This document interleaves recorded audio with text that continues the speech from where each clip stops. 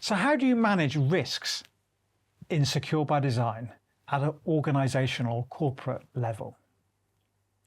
Now, the big mistake I see lots of companies making here is that they collate risks in the wrong way. And this actually has the opposite effect to the intention. So they have a risk register that becomes something of intense interest to our potential adversaries, almost a manual of how to hack your organization, rather than what it's supposed to be, which is a way for dealing with cybersecurity risks and treating them alongside other business types of risks. In fact, I've just been working with the MOD and they're getting rid of what they call DART, which is the Central Register for Risks within the Defence Department of the UK. They're getting rid of that risk and completely modernising it because it was becoming exactly that, an area of attack and potential exploitation for our adversaries. So what should you do instead? Well, we work with our clients on helping them to, first of all, properly define risks.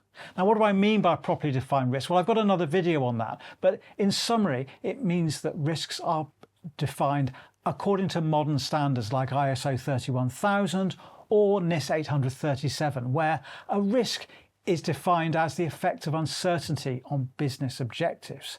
Now, the objectives is the important thing here, and the uncertainty that is outside of your control is part of that definition.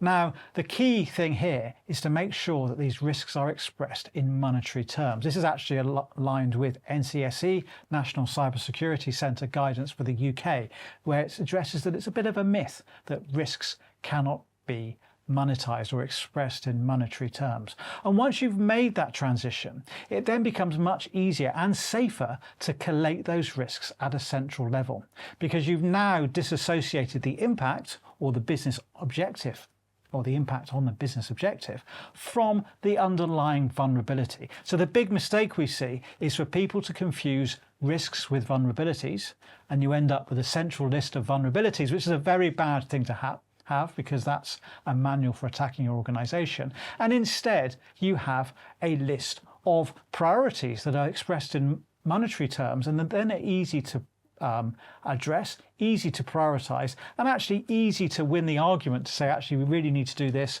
Perhaps the other thing is less important. And it therefore becomes a useful management tool that then starts to actually be a living document rather than a big central list of unmanageable technical details that nobody can do.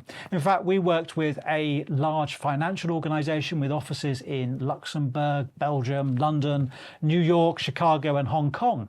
And they were having this exact problem. They were finding that they were having a central list that grew by yards almost every day, that they were having overwhelm of risks being given to them, and they just couldn't deal with all the technical detail they were doing. They only had a small central team, and even if they could get through it, they didn't have budget otherwise to do it.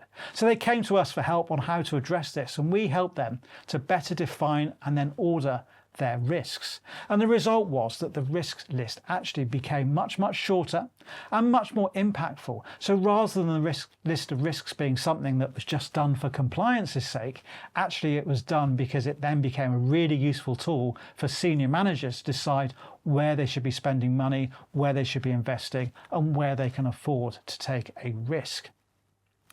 Now, that actually had other effects because it made the projects feel more engaged as well. So they actually started generating better risks that then actually rewarded good behaviours. And when risks were then well defined, the projects got actually rewarded for doing that by having the right budget. And there was less frustration all around the organisation.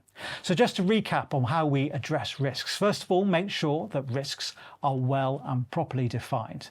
Secondly, order them according to their monetary value to the organisation, which makes business decisions easier. And three, make sure that they are then executed, or the ones that you've decided to do are executed.